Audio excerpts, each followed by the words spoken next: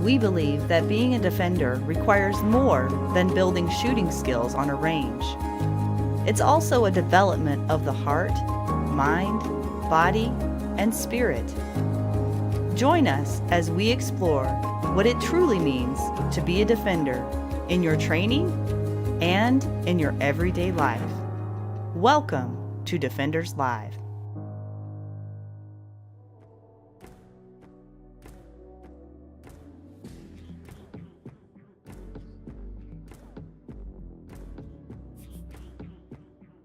The hour we spend on here, it's not about me or you or you or you or you. It's about all the people that see this, and maybe somebody makes a phone call and we will never know it happened. Maybe somebody calls somebody and they don't end their life and they get to be there as a brother or a sister or a mother or a father because they watch this. That's what it's about, right? So we have to learn how to push into service even when we don't want to. In fact, especially when we don't want to. But when we're sedating with alcohol or porn or drugs or anger, right, then we can't possibly do those things. I think one of the other myths, you said, what are some of the myths that are there? I think that if you see it or sense it in somebody else, I've heard too often where, you approach it gently. I would tell you no. Ask directly, right? If you think it's coming up with somebody or you sense it's there, you have that little bit of sense in your heart, you need to ask directly. Just be blunt with these people. Be kind, right? Be kind, but be blunt with it and be realistic with it, right? Too often we try to tiptoe around it or even, I think, ignore it a little bit when we think maybe it's coming up in somebody. I see a lot of guys who have had doors shut or they didn't get the answers that they want and they give up, right? And it's wild because it's not the resilience that you're taught in the military. Mike touched on it earlier, is you got to do hard things. Guys wonder why they're not doing well and they've stopped working out. We got to get mentally healthy, physically healthy, and spiritually healthy. And there is no pill that the VA is going to prescribe you that is going to do that. It's going to cause way more problems. You don't stop having problems. You're never going to have a perfect life. And so we have to change our expectations of what we're expecting from this world. There's one thing that we also see is sometimes, like with our first responders, they start to become the threat. So in their training, especially like law enforcement, right? They're trained to take out the threat. And then when they are under severe emotional distress, and usually there's alcohol involved, and they come home, and especially if there's like physical violence going on at home, they become the threat. They don't want to be doing them. They don't want to be hurting their family. They don't want to be the one that's violent or emotionally abusive against their family. And so they become the threat, and they're trained to eliminate the threat. And so there's this psychological shift that can sometimes happen where they really do sincerely believe their family will be better off without them because they see it as ending their life is the only way for their family to stop going through the trauma and the violence and the emotional distress that they themselves are causing. The aperture, and I love this metaphor, and just the thought of having a really tiny sight picture that we're looking at through in a rifle and how limited that is.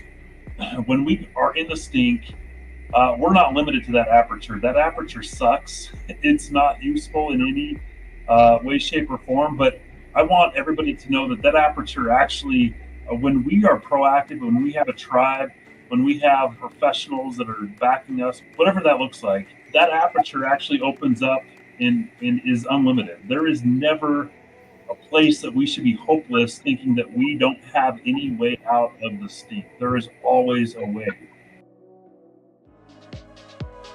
This week's episode is brought to you by LockedIn Grip. LockedIn Grip is a grip enhancer that keeps your hands free of moisture to create a slip-free connection to the action of shooting your firearm. LockedIn Grip liquid shooting sports chalk is made for shooters by shooters. I also use LockedIn Grip for lifting and any other grip type exercise I might need it for. Visit LockedInGrip.com, LockedInGrip.com to purchase your liquid shooting sports chalk today.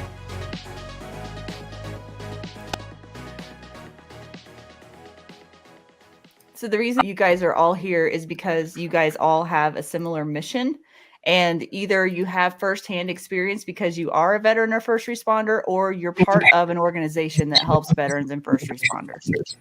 So what I'd like to do is quickly introduce you guys to each other, because you each have something different that you bring to the table, and you are scattered all over the United States. Adam's in Arizona, Ryan's in Montana, Tim's in Nebraska, Mike's in Virginia, I believe. Shavonne's in California, and I'm in Montana. So Shavonne, will you start and introduce yourself to whoever doesn't know you very quickly, so that we can at least get on the same page to start off? Yeah, of course. Hey guys, I think that's just Ryan and JT, who apparently is also called Tim. So I'm an alcoholic in recovery, first and foremost, just celebrated 11 years clean and sober. And I run a treatment facility. So we're a very small 6-bed detox and residential treatment facility exclusively for first responders and veterans. We don't take general pop. We're not part of a larger general pop place. We're just a really small luxury boutique facility for our nation's heroes. Predominantly right now, we have been like 90% first responders, both retired and active. Basically because I'm having a harder time reaching veterans for one, and trying to get the VA to pay for their care is like banging my face against a brick wall. So, but things are going great with the first responders, pretty heavy on law enforcement right now. So we back the blue and we love cops, and it's amazing to provide a place that is safe for them, like not just physically safe, because they tell me stories about being at other treatment facilities where they were worried they were going to get stabbed in the neck by some guy that just got out of jail or whatever, but also emotionally safe. There's a lot of liberal nonsense going on in our society right now, and I'm pretty hardcore right-wing conservative patriot. So I love being able to support them and have a safe place for them to come where they can feel loved and seen. And we have culturally competent clinicians here. Actually, our primary therapist is a Marine Corps veteran himself. So 1, he's a male. 2, he's conservative. 3, he's a veteran. So we're able to hit on a lot of levels and do a lot of amazing work.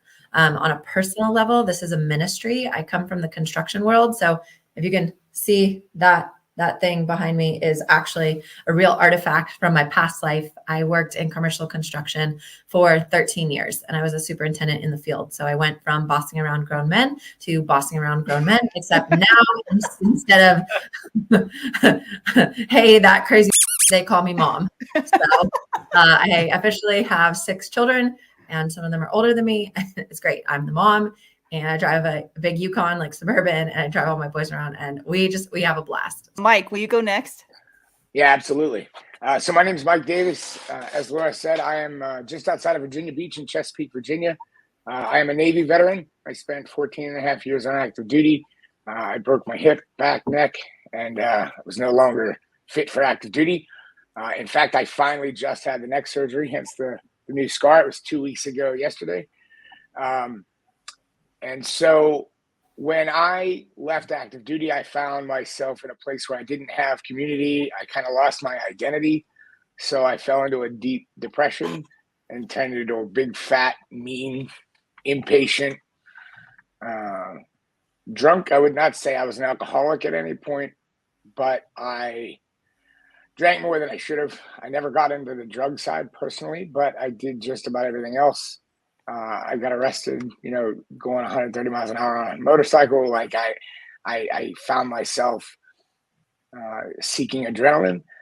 It was a problem. And we got to a place that my wife and I had a conversation, and either I had to fix some things or I was going to be all by myself.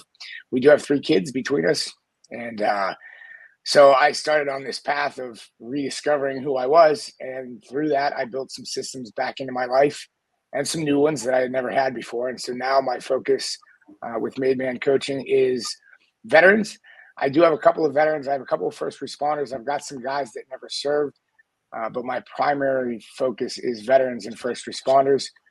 Because of my injuries and some of my depression, some of the things that I experienced while I was on active duty, I am uniquely qualified to help guys get through that transitionary phase, and to really help them find that structure in their lives that I think a lot of us lose when we get off of active duty. But I do not focus just on fitness or just on nutrition. It's really about the whole man. In fact, this last weekend, we launched our Made Marriage call. We had 7 couples on it because I think the communication is an issue too, especially if you're coming off of active duty or you were in law enforcement and your spouse was not. I think there's a lack of translation between the two things. And one of the things that I talk about to guys a lot is their ability to handle high stress situations. But then when they come home, they've not built those same systems in their daily life. So it ends up being a struggle and very often ends in, divorce or violence. And so my goal really is to prevent that. And, as my wife and I were talking last night, because we talk about this about 50 hours a day, my wife is as much a part of this as I am. And she, she's working on putting some studies together right now because there is a real correlation between, the violence, obviously, that children experience, whether it's violence or just being ignored or marginalized. There's a direct correlation between that and then those people growing up and either being abusers or not being able to have functional relationships.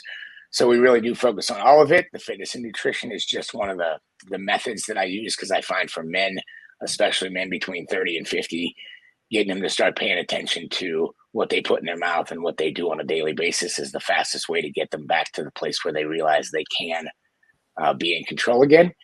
And so that is really what we do here. So that is my 5-minute spiel. Thank you, Mike.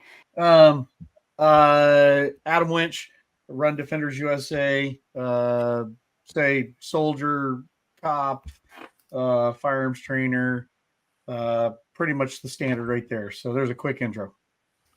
Yeah, but you have firsthand experience. Your wife's in law enforcement, so that's why Adam is here. And sorry, I shouldn't have done this natural lighting thing. It's not very smart.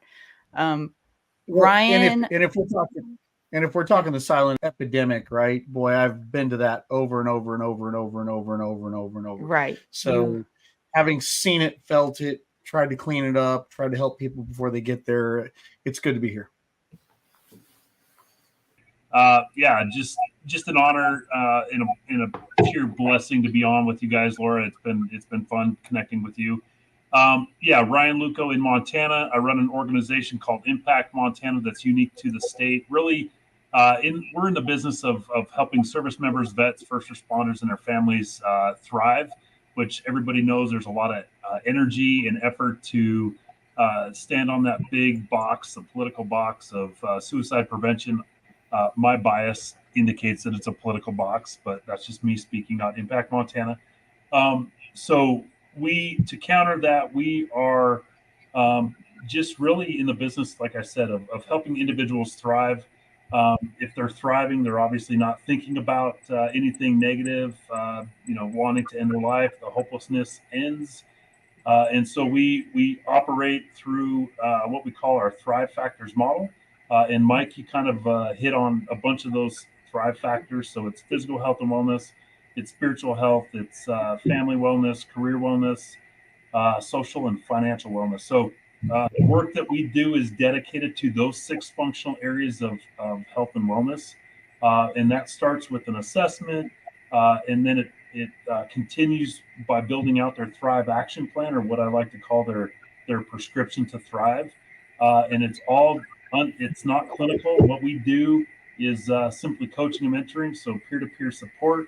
And I should have started by saying this. My background, military-wise, was 21 years in the Montana Army National Guard, and with 2 tours in the Middle East. So one with no wife and kids back in 2004, and then another one in 2018 and 19 with a wife and 3 kids at the time. Now we have 5 kids. So certainly dynamics have changed, perspectives have shifted, and all of that. And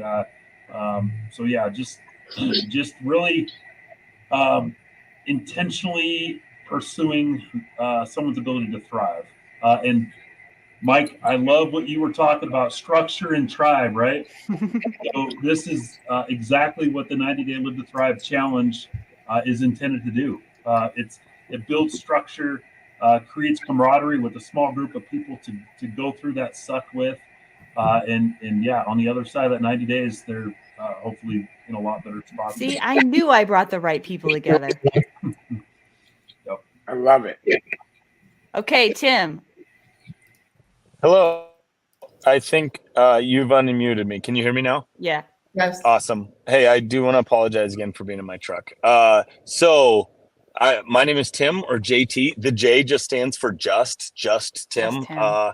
Yeah. And anyway, and I started a nonprofit. I mean, I guess I should give you a quick background on me. So I still serve in the Army. I run a bunch of sniper teams for an airborne infantry unit. And then my passion came because I'm seeing guys retire or get medically discharged and lose their purpose outside of the uniform. And so I think back in 2019 is maybe when we first started this, because I was having dudes that I knew kill themselves, and they'd reach out, but then they wouldn't reach out any farther than that. They weren't going to actually get, they weren't going to. I mean, it was a big step just for even Andy to say that he was struggling, but long story longer is that, I mean, he wasn't willing to do anything about it other than what he'd already done. So long story short is that's how we got started with Contact Front. And Contact Front is, again, not a clinical anything. We call it a brogram. It's not a program. It's a brogram. It's the dumbest thing that we can say, but it's true, because really what we're doing is we're just getting the guys together. And today I spent my morning cleaning out a hoarder house with 2 other dudes, and the reality is that these 2 combat vets, when we started, I said, hey, how much would it cost, how much would somebody have to pay you to go into a hoarder's house and take out poop and pee buckets and junk all the way up to the ceiling? And they're like, oh man, I'd do that for $10,000. I do that for $15,000. They're like, hey, do you want to do it for free with me? And they're like, yeah, I'll do it for free with you. I'm like, cool, man. So that's, and they say that, hey, listen, it's amazing the things we'll do just to be around the boys, or just or other vets, So yeah, we get to give back to the community. We get to do nice things for people and each other. And yeah, so I've had a terrible morning. Thanks for asking. And it's your birthday. Happy birthday. Yeah, it's my birthday, and I don't do poop and pee very well, so I've been gagging all morning. Yeah. Hey, Tim, just this hat's yours, right? So in honor of your birthday, Yep. And you're a beautiful 62-year-old. So there you go. Oh, thank you. Thank you. We are the same age. That is odd. I thought you were older than me, but anyway, yeah. So that's what I'm doing. Yeah. So everybody sort of knows everybody. So now we kind of get why we're all here.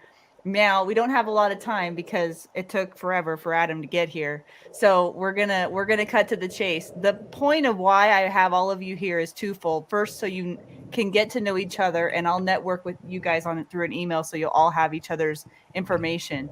But my second purpose is this will be on the Defenders Uncensored channel, and I want to cut through the BS. And I want to get to the heart of the matter. I know all of you guys are interested in that and not just talking around issues, but getting to the heart of them. So what is the biggest BS that we need to cut through in helping people and really understanding what the problems are and how we can provide solutions to them?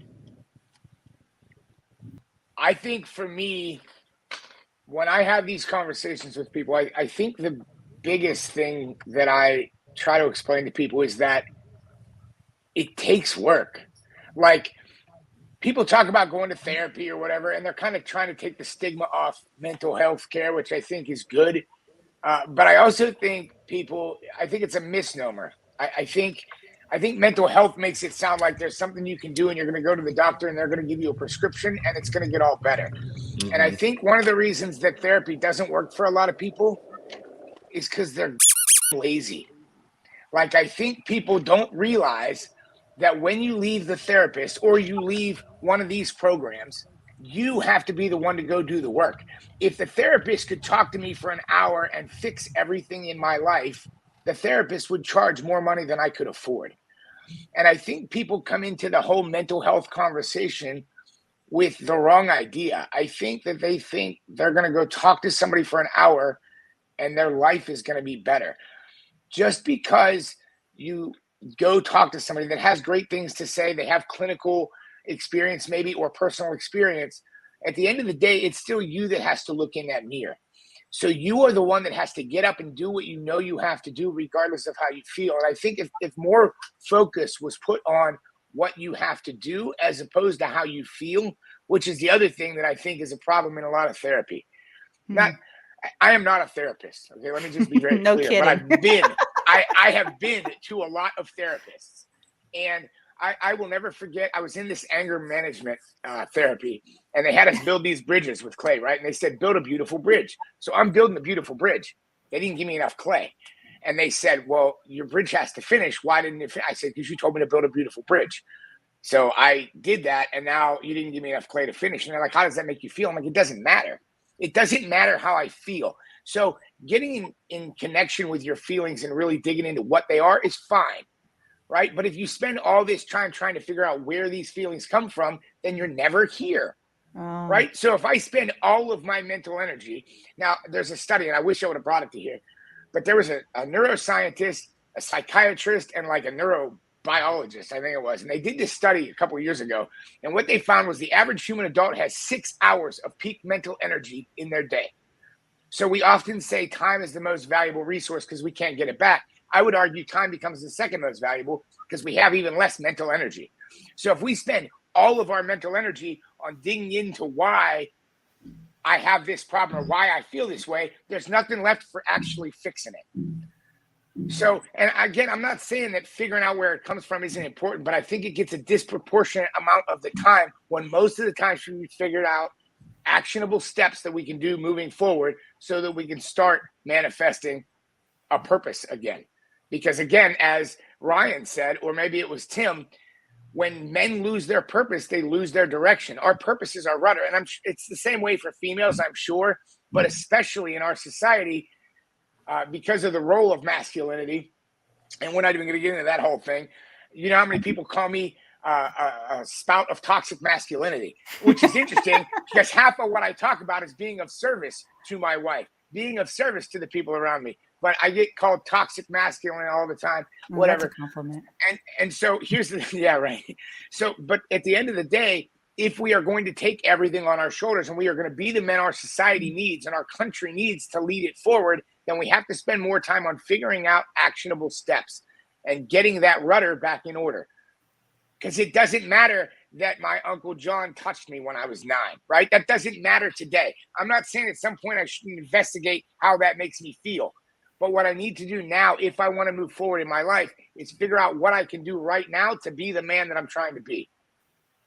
Interesting. What do you guys think about that?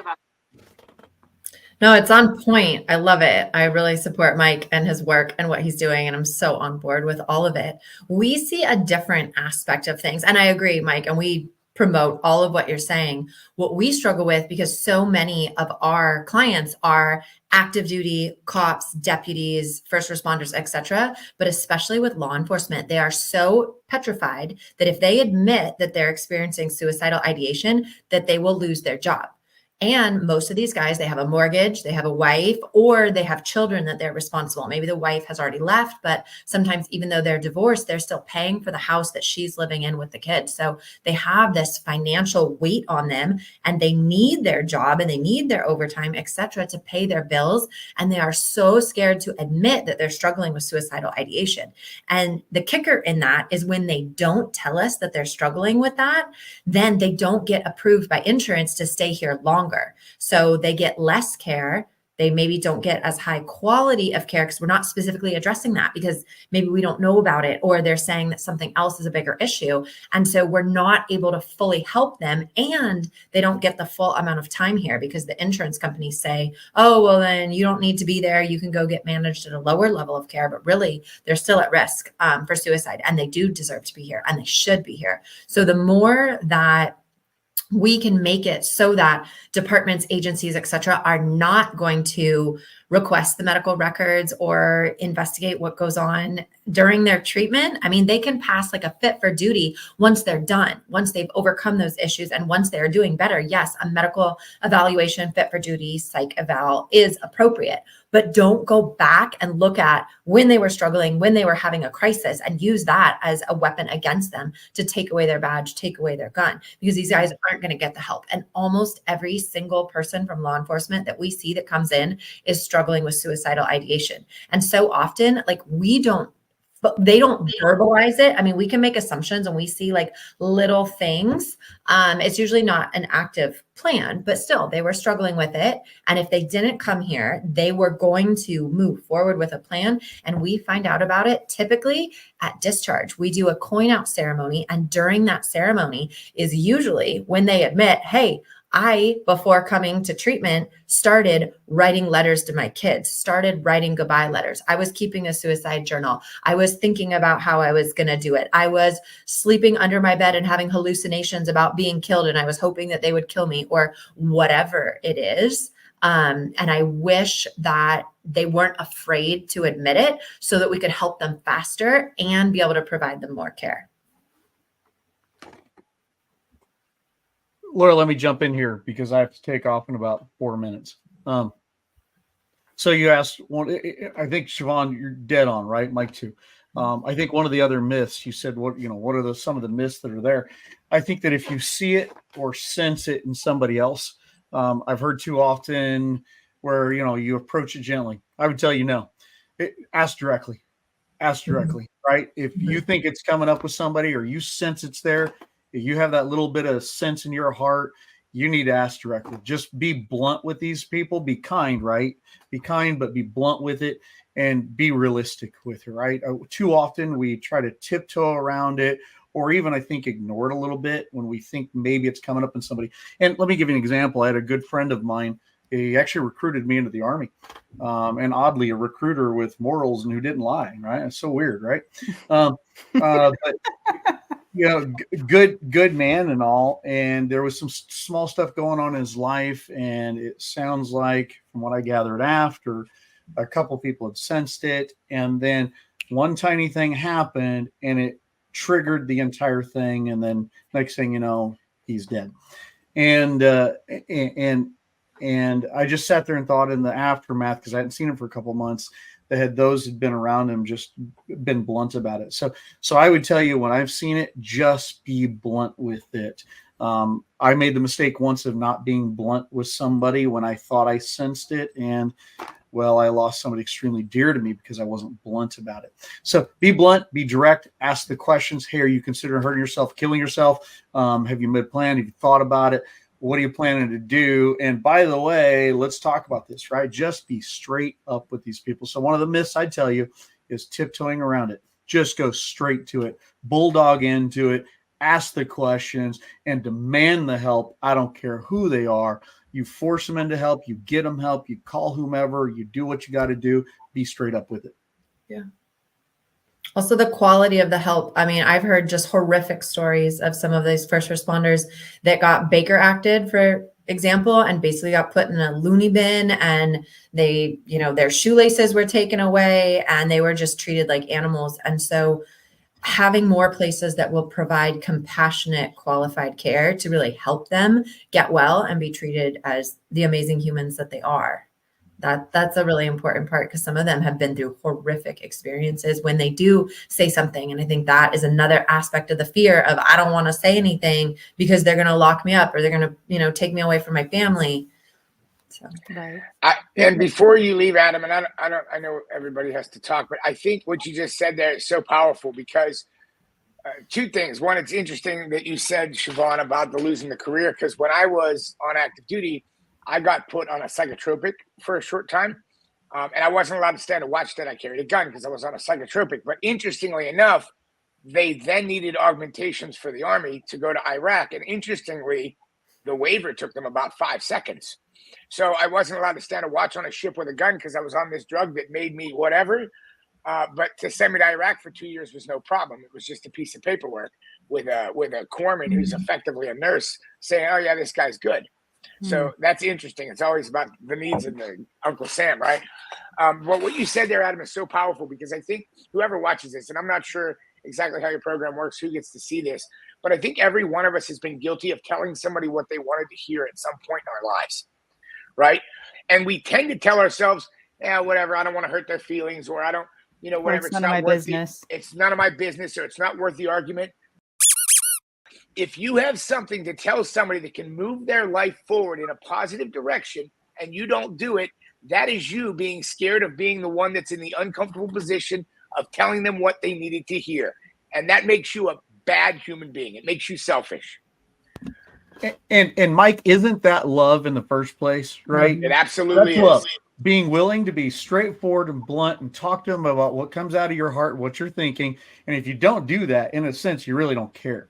And I mean, that's a hard lesson to realize in the aftermath, when you just wish you'd done that. Well, let me say one last thing before I got to take off. Right. Notice Mike, Shavonne, Ryan, JT, we're all kind of in the business of trying to save our service members, our LEOs, our whomever. Understand something for those of you who sit there and suspect maybe this is happening within somebody that's in prior service or something to that effect. Too many of us live by the Bushido code, right? If we feel like there's failure in our lives, or we're not living up to what we think we can be, oftentimes the whole Bushido code comes in and we're just like, screw it.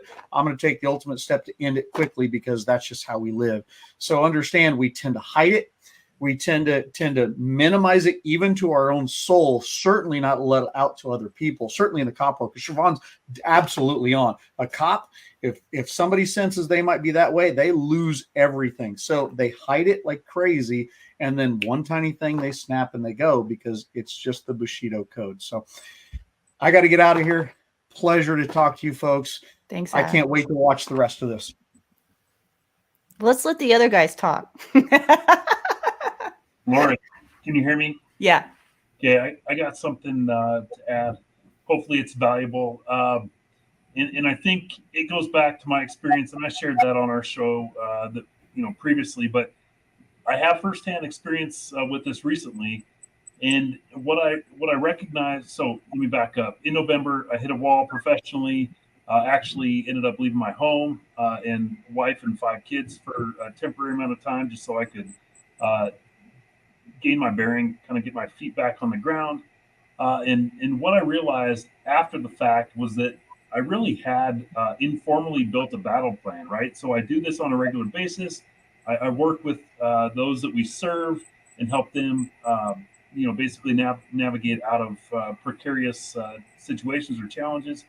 And looking back after it, I recognize that what I was able to do really within a short amount of time is pick myself up by the bootstraps, because I had kind of that preemptive plan, if you will. So I think the value there is us as professionals in helping the individuals that we work with create that battle plan. We don't go into battle without armor, without all the things that are going to help us be successful. So if we can even back up a step, and rather than work with individuals in crisis, even help individuals, whether it's peer-to-peer support and just connections in general, create a plan. It's inevitable. We're going to go through, stinky situations, right? Whatever metaphor you want to use. I'm not going to swear just to protect everybody's innocence, but I think if we can be on the front end of that and be proactive in helping people recognize, hey, this is really a tool for you to be able to navigate out of your precarious situations down the road. And whatever that tool looks like for each of us is great. For us, it's a Thrive Factors model.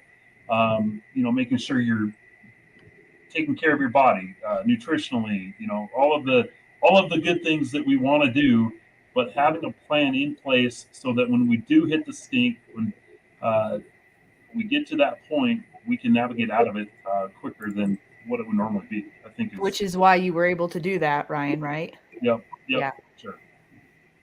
JT, how much longer till the massage? Oh, I can't hear you. Why does he do this to me? Every time he's on the show, he has to be the problem child. And I can't And hear it's all gold too. I can see it. It's all gold coming out of his mouth, and we can't hear a word of it. it. He'll figure it out. No. Just keep saying no. Can you hear me? Yeah. AirPods. Check. Can you hear me? Mhm. You can hear me? Yes. Awesome.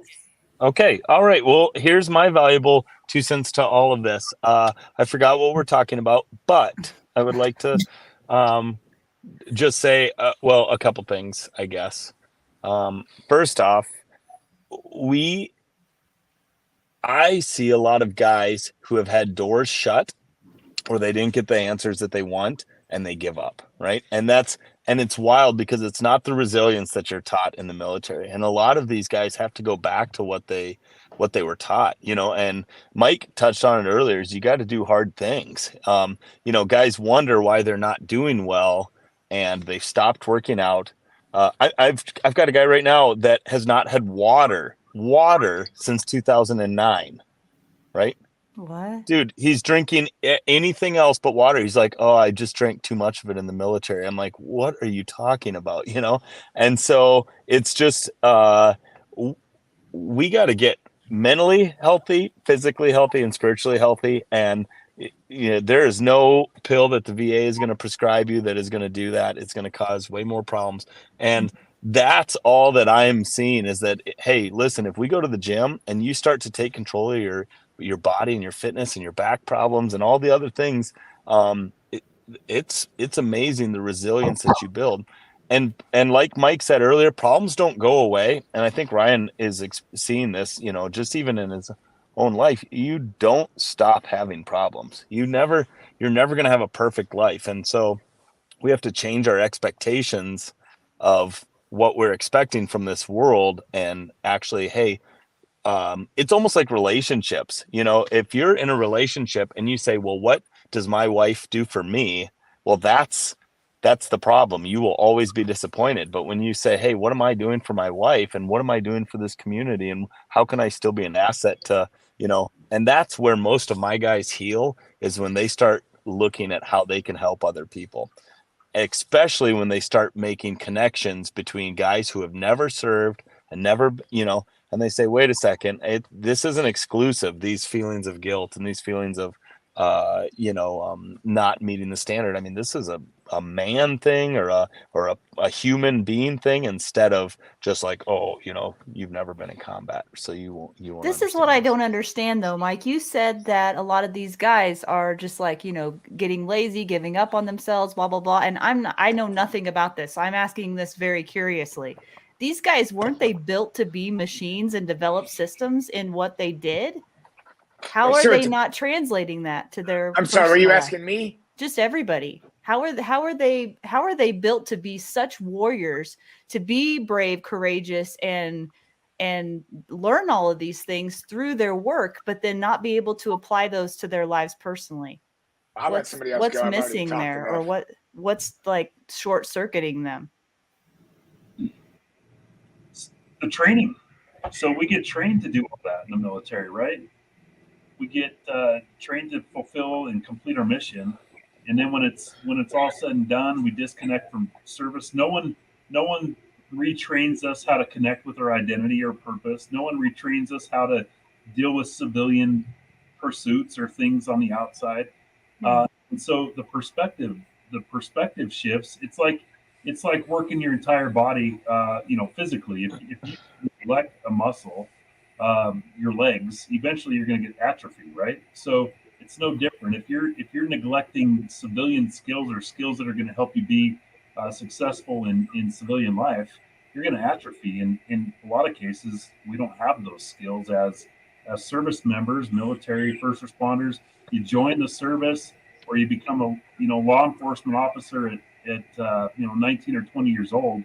Well, there's really no real life injected into that couple of years before going off and serving your country. And so there's a lot of gaps that exist. It's like almost like an alternate universe or something. Absolutely. Yeah. You're exposed. You're not a part of that other culture that exists, and so you're not going to be successful if you don't have those skills. Shavonne, I So- feel like you have something to say. Yeah, say it. Yeah, what we often see is that our first responders, military, they're taught to do a job and it's highly physical and they're given specific instructions, especially with our first responders. And so they can do that, but they're not given the emotional tools and they don't know how to process emotionally what's happening. And then a lot of times they're not connected spiritually. And so especially like law enforcement, they show up to some horrific calls. I mean, the worst parts of humanity. And what typically tends to send them over the edge is the pediatric cases. So critical incidents involving children. And usually it's the trifecta that we see. So said Leo has experienced childhood trauma, especially sexual abuse as a child, and then went into the career because he wants to help others, wants to serve, wants to make a difference, but also is just, naturally inclined to be an alcoholic, has that predisposition. And then once he's working as a detective or patrol or whatever, and sees enough of those pediatric cases, it hits home all the suppressed emotions that he has not dealt with, the unprocessed trauma from his childhood that he's been repressing. It all comes up and then it's just too much. It's the overtime, the long hours, fire, they don't get to sleep very much. They're up multiple times a night going on calls. And so the childhood trauma and the heavy drinking combined with the vocational trauma that hits on their childhood trauma with lack of emotional tools and emotional regulation, and then you throw death on there, you throw divorce, you throw their own children having problems or their children being taken away from them or whatever. And it's just like, boom, they're in crisis and they need help now. Yeah. Wow.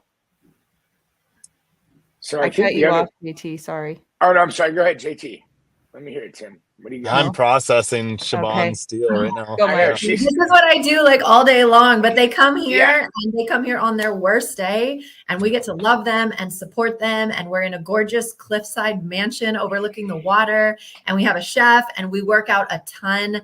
I love physical fitness. I lift. For the ones that are physically fit enough, they'll go with me to the big boy gym and get their ass kicked, which is great. If they can't, they'll work out in the garage.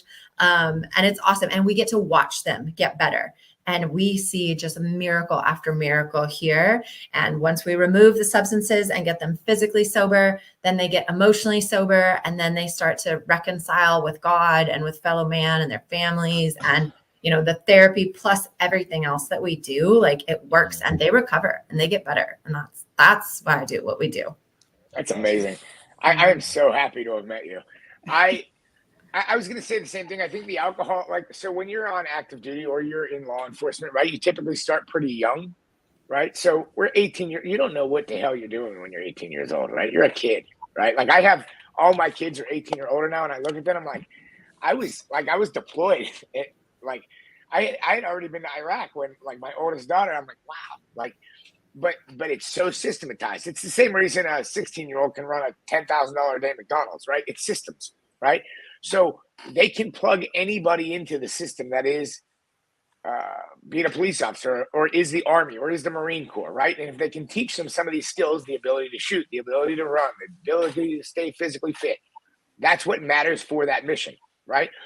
They don't care if you're a present father, right? It doesn't matter for that mission. So you're not going to get much training on that, right? Okay, They don't care if you're a present husband until the command finds out you beat your wife, right? They don't care about it because it's not mission critical, right? And so it just doesn't get attention. It's not that they don't care. It's just not mission critical. So that's not what the money's for, right? The money isn't to teach you how to be a good present father. It's to teach you how to shoot a rifle. And so what happens is when we lose that system, that also is our identity because we never had the time or took the time maybe to build that identity outside of there. When you're on active duty, 95% of your friends, guess where they work? The same place you do. That's just how it works because you transfer all over the world, right? So even your long-term friends, people that I was stationed with 20 years ago, they live on the other side of the earth. So we're not in close contact. The people you're in close contact with are the people that work with you. Cops are the same way. Firefighters are the same way. This is your community. So when you leave that community, now you're out in the cold. And now all of a sudden, you got to go work something. The other thing that I think people don't talk about, especially if you do 15, 18, 20, 30 years in the military, and you get out, you start somewhere else, and you typically don't start as the grunt, but you don't start out where you were. If you spent 30 years in the Navy and you're enlisted, you're a master chief somewhere, right? You're responsible for 200, 300, 500 lives. Now you go to work for this corporate job and you're somewhere in middle management, right? You got a 30-year-old dude above you that is your boss, right? And you've been to combat, or you've been in deployments where you haven't seen your family for a year, and now this 30-year-old that has a degree is your boss. And that's something people struggle with too. Because when you're in this high stress situation, and I had a psychiatrist explain this to me one time, and for those of you that have clinical experience, I am sure this is the stupidest definition in the world, but it's the one that worked for me. Like, he's the only person that made this make sense to me in my entire life. So they said, you have PTSD. And I said, bullshit, right? Like, I'm not going to be a bunch of letters. Tell me what is wrong with me. Tell me why I am the way I am right now so I can be different. And so the way he explained it to me is, he said, imagine a gauge that goes from 0 to -5 and 0 to 5. 5 being the day your first kid is born, the day you get married, the first time you have sex. Like, these are 5s in your life, right? -5, death of a loved one, a car crash in the moment. That's a -5. When you go into combat situations, or even on deployments into hostile territory, even if you're not in direct fire, what happens is you're always at a -2 or 3, because there's always a chance for a firefight. There's always a chance for a mortar attack. There's always a chance for an IED. So your brain, because the human body is very adaptable, so your brain adjusts. So you can quickly be where you need to be if something goes wrong. The problem is we get stuck there. So he said, now you're stuck at a -3. You come home, you have a baby. It is as happy as you can possibly be, but to the outside world, it looks like a 2. Right? Like, this is as far the other way as you can go, but you're stuck. Your normal is -2 or -3. So the goal in this whole process is to reset your brain to 0. And I was like, that makes sense. How do we do that? What do we do next? You know what I mean? Like, what are the steps? Right? And so I think humans, we are by nature, selfish might be a harsh word, but it's about self-preservation, which is a kind of selfish pursuit, right? And so our ability to be selfless, our ability to serve, is directly tied to our ability to suffer, period. If you cannot do hard things because they're the right thing, what happens in an emergency outside of your job, right? If you're a firefighter, obviously emergencies are your jam, right? That's what you do for a living. But an emergency, the chaos that always comes, just like Ryan was talking about, the chaos will come for all of us. Doesn't matter if you're rich, poor, black, white, young, old, doesn't matter. A death, a car crash, a hurricane, an earthquake, right? A tax bill. It comes for all of us.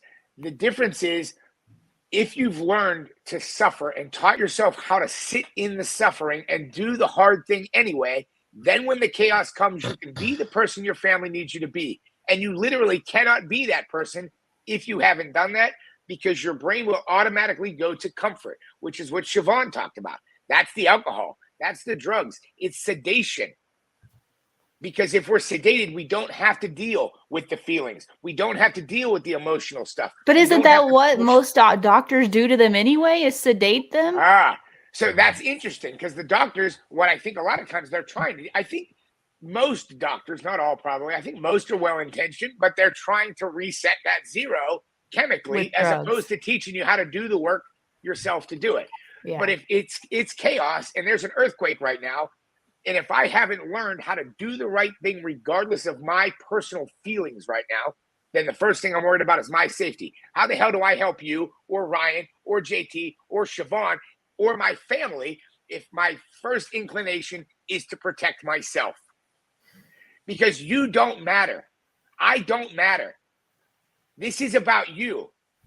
The hour we spend on here, it's not about me or you or you or you or you. It's about all the people that see this, and maybe somebody makes a phone call and we will never know it happened. Maybe somebody calls somebody and they don't end their life, and they get to be there as a brother or a sister or a mother or a father because they watch this. That's what it's about. Who gives a shit that my neck is killing me? Like, it doesn't matter.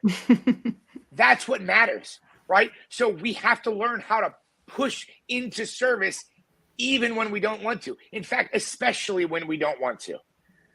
But when we're sedating with alcohol or porn or drugs or anger, right, then we can't possibly do those things. It's just like when you lift weights. If you're in actual physical pain, not soreness, but pain, you can't contract the muscle to make it grow at the same time as there's pain. Your brain won't do both things, right? So they're counteracting forces. So we have to get rid of the sedation before we can ever really suffer, because otherwise we're going to reach for the sedation right away. Tim said he's got to go. Thanks, Sorry, Tim. Tim. I'm Hey, sorry. Mike, let's talk more. I love hearing you. I think you're a smart man. Shavonne, we've talked before. You probably don't remember, but whatever. We'll talk again. And then Ryan, of course, let's catch up. And Laura, thanks as I want always. to connect, Tim. Thank you for everything you said. Yep. I loved everything you said. I got a bunch of notes here from all of you guys. I love it. Oh, all right. Sorry, my stuff didn't work Happy better. We'll talk birthday, soon. Tim. Thank you. Bye. Happy birthday. And then there were 4. All right. Well, we should wrap this up unless there is something that we've left on the table, Shavonne or Ryan or Mike.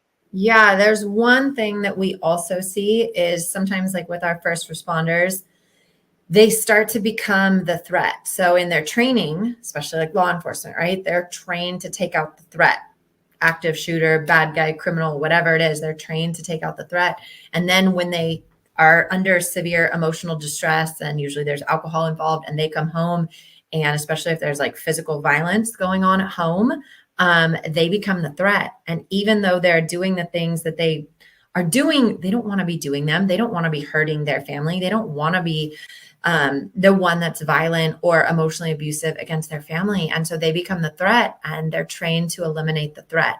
And so there's this psychological shift that can sometimes happen where they really do sincerely believe their family will be better off without them, because they see it as ending their life as the only way for their family to stop going through the trauma and the violence and the emotional distress that they themselves are causing, because they're not aware of the solutions or the treatment or the therapies or programs or whatever they can do to change their behavior and change from the inside so that they are no longer the threat. And that's something that when we get a hold of them, that we're able to show them and teach them that they're no longer the threat, and that their families do need them, and that they can heal and have healthy relationships again. Wow, that is incredible. I have never thought of that. That's unbelievable. Ryan, you're muted. There you go. Yep. Yeah. Thank you for that, Shavonne. Mike, you both are very skilled in your ability to articulate what is on your mind. So thank you for your contribution to this conversation. Laura, thank you for hosting. I've got 2 probably parting shots because I think it's that time. But first for me is the importance of tribe, right? And whether it's professionals like you guys and me, it's so incredibly important to have a strong tribe on speed dial, somebody you can pick up the phone, whether it's somebody that's out there watching this. Make sure that you have somebody when in the chaos, you can pick up the phone and just have a real conversation. Say, hey, I'm in the stink right now, and I don't know how to get out of it. So the ability to pick up the phone and call somebody or meet somebody for coffee, or whatever, is so incredibly important. The other thing is the aperture, and I love this metaphor, and just the thought of having a really tiny sight picture that we're looking at through in a rifle, and how limited that is pretty powerful in knowing that when we are in the stink, we're not limited to that aperture. That aperture sucks. It's not useful in any way, shape, or form. But I want everybody to know that aperture actually, when we are proactive, when we have a tribe, when we have professionals that are backing us, whatever that looks like, that aperture actually opens up and is unlimited. There is never a place that we should be hopeless, thinking that we don't have any way out of the stink. There is always a way, and whether it's in our case, we've got 44 service partners in the integrative health space across Montana, right, that are doing anything from hyperbaric chamber therapy to biofeedback to ketamine treatment to integrative functional medicine. I mean, so people that are told by a certain medical system that, hey, I don't have any way for you to end your chronic pain. Well, the reality is there are lots of ways out there to end the chronic pain. And when somebody gets to that place of just being in, super horrible chronic pain, it breeds hopelessness, right? Or if that stress is just breeding a huge amount of anxiety and where somebody is spinning out of control, there are ways to slow that down. Clinically speaking, Shavonne has the answers. Non-clinically speaking, I can talk to I'm somebody. not a clinician. I'm actually an engineer, but thanks. But you're speaking all the right clinical things because of your facility, right? So Yeah. I love that. For someone that doesn't want to hear that and can just just have a general conversation, I can help them understand. Look, sensory deprivation, or doing some of these things that will open up your neural pathways to help you get out of that small aperture. Tunnel vision, yeah. The tunnel is so incredibly valuable. So, two things: tribe and aperture. That's those are my closing thoughts. So just so everybody knows that's watching, I'm going to have links to everyone's information, their websites. I don't know if you want phone numbers on there. Probably. I know Shavonne doesn't care, but I don't care. Okay. They can call me in the middle of the night. It doesn't matter to me.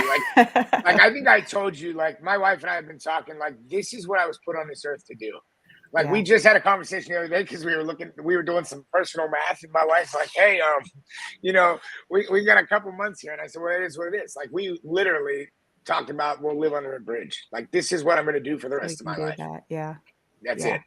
Yeah, So this they kind can of call me stuff when really fills anytime me they up, want. and I've gotten to know all of you, plus Tim, plus Adam, obviously. And I just thought to myself, I know it's going to be hard to get everyone in the same room together, but you guys should all know each other because you all have similar hearts, similar missions. And so working together is obviously a better plan than working, as single units. And so if you ever need a resource or want to reach out or network or whatever, I want to make sure that you guys are networked, but then anybody that's watching this, these are the best people that I know that talk on this subject, that really give a honestly, that really care and are working so hard every day to do whatever they can to pour their hearts out and help people. And that's why I kind of wanted to cut through the BS, like I said earlier, because I feel like this subject in particular is, first of all, not talked about enough honestly. Even if it's talked about, it feels like it's talked around. And so you guys aren't those types of people. And I appreciate your time, your honesty, and your hearts today. And anything that you want to leave everybody with before we go. I just want to speak. I was going to say, I want to speak for everybody. If you're a woman, and I know I talked about men, but if you're a woman, if you're not a veteran, if you're not in law enforcement and you watch this and you or somebody you know is struggling, call one of these people. Yeah. Because whether their program will work for you or not, I promise they will do everything they can to get you in touch with the people that can help you. Yeah. That's all I wanted to say. Amen to that. And I appreciate you all. Thank you all for taking the time to be here today as well. I really am happy to have met you guys. And I look forward to helping some people with you guys. Likewise, Mike. Same. Thank you all. And thank you, Laura, for putting this together. It was great.